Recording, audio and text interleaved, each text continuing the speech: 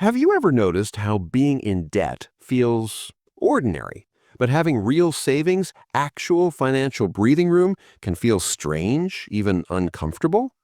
That reaction isn't accidental, it's learned. Let's start with a familiar picture. Imagine someone in their late 20s or early 30s living in the US or Europe. They earn a decent salary, nothing extravagant, nothing terrible. After taxes, maybe they take home around $4,000 a month. In Europe, maybe it's $3,200 after social contributions. Rent or a mortgage takes about half, a car payment or lease takes another chunk, student loans are quietly deducted, credit card balances are manageable for now. On paper, this person is doing fine. Bills are paid, life looks stable, maybe even successful from the outside. But here's the uncomfortable part. Almost all of that income is already spoken for before the month even starts. Debt fits neatly into this structure. It has deadlines, minimum payments, clear rules. It tells you exactly what to do and when to do it. As long as you comply, you're considered responsible. Wealth doesn't work like that. Wealth asks you to delay things, to say no when others say yes, to sit with unused money while the world around you spends freely. That feels unnatural in a system built around consumption. Let's look at the math. Nothing fancy. Take a $35,000 car, very normal by modern standards. With a loan, taxes, and interest, you might end up paying around $45,000 over time. That's roughly $750 a month for 5 years.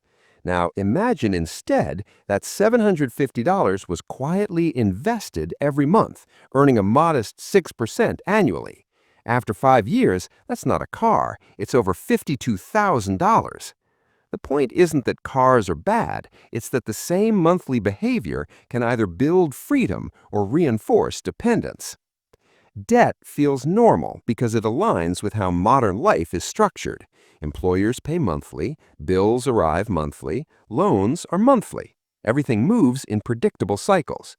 Wealth disrupts that rhythm.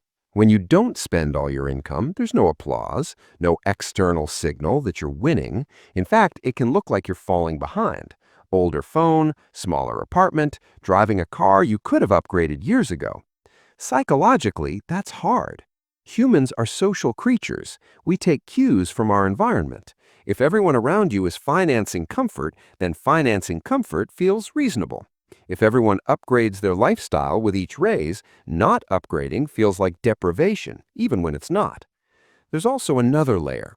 Debt provides emotional certainty. You know exactly what you owe, you know when it ends, you know what happens if you miss a payment. Wealth is uncertain. Markets fluctuate, savings don't come with applause, progress is slow and mostly invisible. That uncertainty makes people uneasy. Over time, this creates a quiet but powerful outcome. People become excellent at managing payments, but poor at building flexibility. They optimize for monthly survival, not long-term optionality, and years pass quickly that way. The long-term cost isn't just financial. It's career decisions made out of fear, staying in jobs you don't like because the payments need to be made, avoiding risks not because they're bad, but because there's no margin for error. Financially intelligent people aren't immune to temptation. They just interpret comfort differently. They don't ask, can I afford the payment? They ask, what does this payment prevent me from doing later? They understand that money left unspent isn't wasted, it's stored choice. Choice to leave, choice to wait, choice to say no. And that's why wealth can feel uncomfortable at first. It separates you slightly from the crowd. It removes the familiar pressure of constant consumption. It replaces visible progress with quiet resilience. There's no dramatic turning point here, no moment where everything changes overnight, just awareness. Debt feels normal because it's everywhere. Wealth feels uncomfortable because it's rare. Once you see that difference clearly, your decisions start to change, not out of guilt, but out of understanding. If this kind of calm, reality-based thinking around money is useful to you, consider subscribing to the channel.